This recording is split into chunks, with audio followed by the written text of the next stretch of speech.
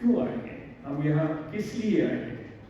آپ کا اپنا نقطۂ نظر ہو سکتا ہے. آج اس کا خیال ہے کہ جو ابھی آیت کریمہ تلاوت کی, اللہ تعالیٰ فرماتا ہے میں تمہاری جان کی رگ سے بھی زیادہ تمہارے قریب ہوں, میں تمہارے رگ سے بھی زیادہ آپ کے قریب ہوں.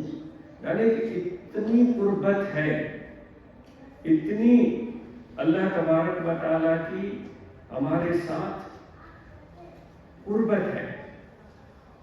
اس قربت کا احساس ہم میں سے کس کس کو ہے کہ واقعی وہ میرے ساتھ ہے. ایک تو صرف زبانی جمع خرچ ہوتا ہے, خواتین بھی ماشاءاللہ موجود ہیں یہاں پر, اور ان کے حوالے سے بھی وہی بات ہے جو مرد حضرات کے لیے ہے, تو وہی بات خواتین, خدا خواتین کے ساتھ بھی مردوں کے ساتھ ہے. اس میں کوئی امتیاز نہیں ہے. اگر افسوس کا مقام ہے کہ ہم امتیاز برتتے ہیں. عورتوں کے لیے ہمارا فیصلہ کچھ ہوتا ہے, مردوں کے لیے کچھ ہوتا ہے. بڑے نمایاں مرحلے ہوتے ہیں جب گھر میں بچے پیدا ہوتے ہیں. بچی پیدا ہوتی ہے تو ہمارا کچھ تأثر ہوتا ہے, بچہ لڑکا پیدا ہوتا ہے تو ہمارا کچھ تأثر ہوتا ہے. تعلیم کا مرحلہ آئے تو بچی کے حوالے سے ہم کچھ ڈرتے ہیں اور کچھ ہم تحفظات رکھتے ہیں, فکر مند ہوتے ہیں. لڑکا تو کوئی بات نہیں, لیکن یہاں جو اللہ تعالیٰ فرما رہا ہے تمہیں تمہاری جان کے رگ سے بھی زیادہ قریب ہو. اے مرد حضرات, صرف ہمارے لیے نہیں بول رہا ہے, اللہ تبارک و تعالیٰ نوع انسانی کا ذکر کر رہا ہے. خواتین کے اور مردوں کے درمیان کوئی امتیاز نہیں برت رہا. پھر جب شادی کا مرحلہ آتا ہے تو بھی ہماری سوچ فیصلہ لڑکوں اور لڑکیوں کے حوالے سے اتنا متوازن ہوتا ہے, اتنا انصاف اور عدل پر مبنی ہوتا ہے. تو حضرت علی المصطفیٰ شیر خدا رضی اللہ عنہ کا ارشاد ہے, فرماتے ہیں کہ ملک جو ہے ہر خرابی کے ساتھ چل سکتے ہیں, لیکن ناانصافی کے ساتھ کوئی ملک نہیں چل سکتا. وہی ہم مثال ہمارے گھر کے لیے ہے. اگر ہم اپنے گھر میں انصاف کا ترازو نہیں تھامتے تو پھر وہ گھر کا ماحول بھی پھر زہر و غم کا شکار ہو جاتا ہے. گاہے چنی گاہے چنا, پھر وہ دھوس و دھاندلی کا مرحلہ آتا ہے, پھر شدت کا مرحلہ آتا ہے, پھر سختی کا مرحلہ آتا ہے, پھر غصے کا مرحلہ آتا ہے. یہ ساری چیزیں ایسی ہوتی ہیں جو تکلیف دینے والی اور پریشان کرنے والی ہوتی ہیں. تو اللہ تعالیٰ نے فرمایا کہ ہم تمہاری جان کے رگ سے زیادہ قریب ہیں. تو یہاں ہم ذکر بھی کر رہے ہیں, تو یہاں ہم کیوں آ کر بیٹھے؟ تو اصل میں چیز یہ ہے کہ وہ جب ہمارے قریب ہے تو ہمیں اس چیز کا احساس بھی تو ہونا چاہیے کہ وہ ہمارے اس قدر قریب ہے. ایک شعر یاد آتا ہے, بڑائی صاحب ہمارے سندھ کے شاعر ہیں, سو ولی وڑکار ہت نہ گولی ہو تکے لکو کین لطیف چلے بارو جو بے پار نائے لین نہار تو میں دیر دوست. وہ فرماتے تم دور دراز علاقوں کی طرف کیوں جا رہے ہیں؟ اپنے محبوب کو ڈھونڈنے کے لیے, اپنے پیارے کو ڈھونڈنے کے لیے دور دراز سفر اختیار کر رہے ہو, مشقتیں اٹھا رہے ہو, سامان لاد کر کندھے پہ رکھا, بڑا لمبا سفر کیا, کبھی جنگل میں چلا گیا, کبھی غار میں چلا گیا, کبھی پہاڑوں پر چڑھ گیا. وہ فرما رہے کہ یہ کیوں کر رہے ہو؟ یہاں یہیں پر محبوب اپنے پیارے کو نہیں ڈھونڈنے کی کوشش کرتے ہو. اب یہاں بیٹھے ہوئے نا, ہم اپنے پیارے کو ڈھونڈ رہے ہیں. اب اس کیفیت میں ہم میں سے کون لوگ ہیں جو اس کیفیت میں پائے جاتے ہیں اپنے پیارے کو ڈھونڈ؟ اگر میرے 10 پاؤنڈ بھی گر جائے تو میں کتنی شدت سے اس کو ڈھونڈنے کی کوشش کروں گا. 1 پاؤنڈ بھی گر جائے تو کتنی شدت سے اس کو ڈھونڈنے کی کوشش کروں گا. ایسا 1 پاؤنڈ میرا کیوں ضائع جائے؟ تو اس وقت ہم اس کیفیت میں تھوڑی دیر کے لیے چلے جائیں گے. ہم اپنے پیارے کی تلاش میں ہیں, یہاں پر اپنے پیارے کو ڈھونڈ رہے ہیں. ذکر اپنی جگہ کر رہے ہیں, لیکن وہ کہہ رہا ہے کہ تمہاری شہرت سے بھی زیادہ تمہارے قریب. تو बिड़ाई साहब फरमाते हैं तुम क्यों इतने सफर करते हो, यहीं पर तुम अपने महबूब को नहीं ढूंढते। फिर आगे इससे भी आगे कदम बढ़ाते, नाए नैन निहार को देर दोस्त जो, जरा अपने अंदर में तो झांकी पाओ, अपने अंदर में तो झांक कर देखो लो, अपने कल्ब के अंदर टटोल कर देखो, महबूब तो यहीं छुपा बैठा है, लेकिन हमें इस चीज का इल्म नहीं है।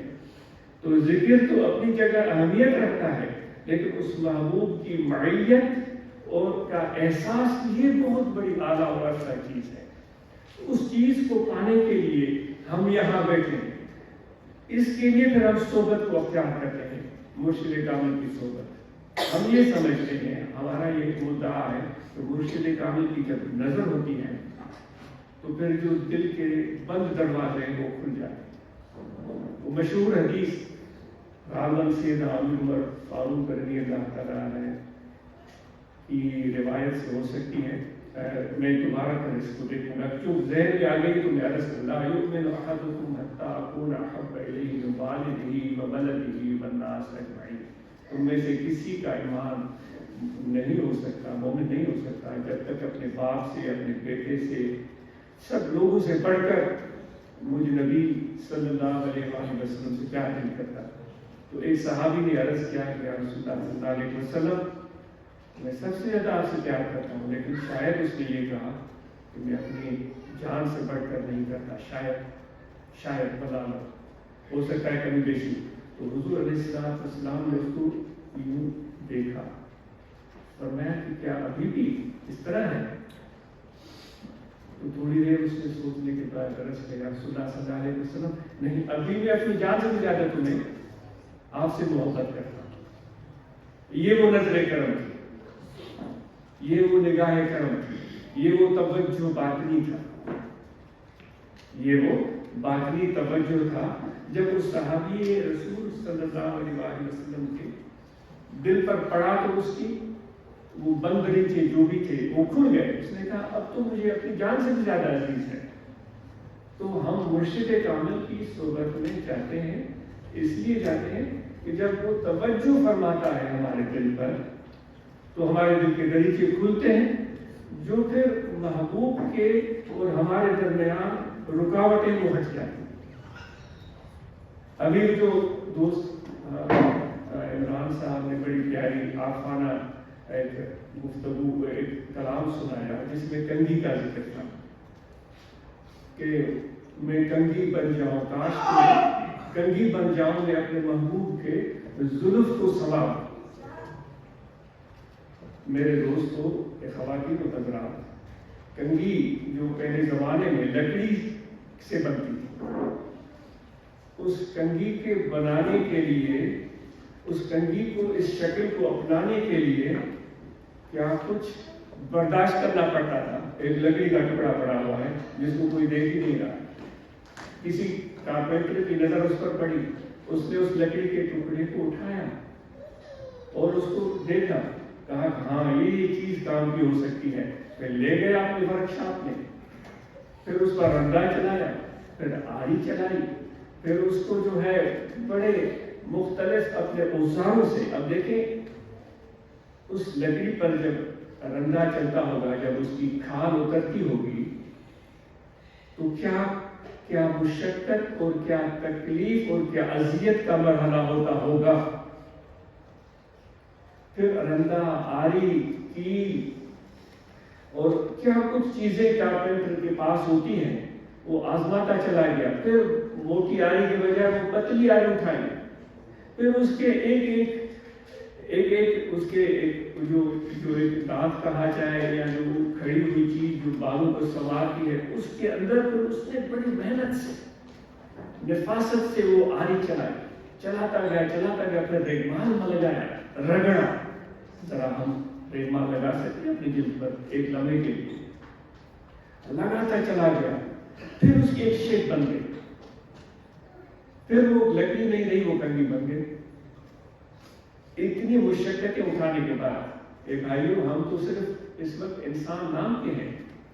अगर काबिल और सही इंसान बनना, यानी वही लकड़ी वाली सूरत है हमारी, अगर कोई शक्ल हम अपनाना चाहते हैं تو پھر کسی استاد کے ہتھے ہمیں چڑھنا پڑے گا. استاد ایسا ہو جس کا علم صحیح ہو، جس کی نیت صحیح ہو، وہ اس میں سے اس کے اندر جو موجود ایک خوبصورت چیز ہے وہ کبھی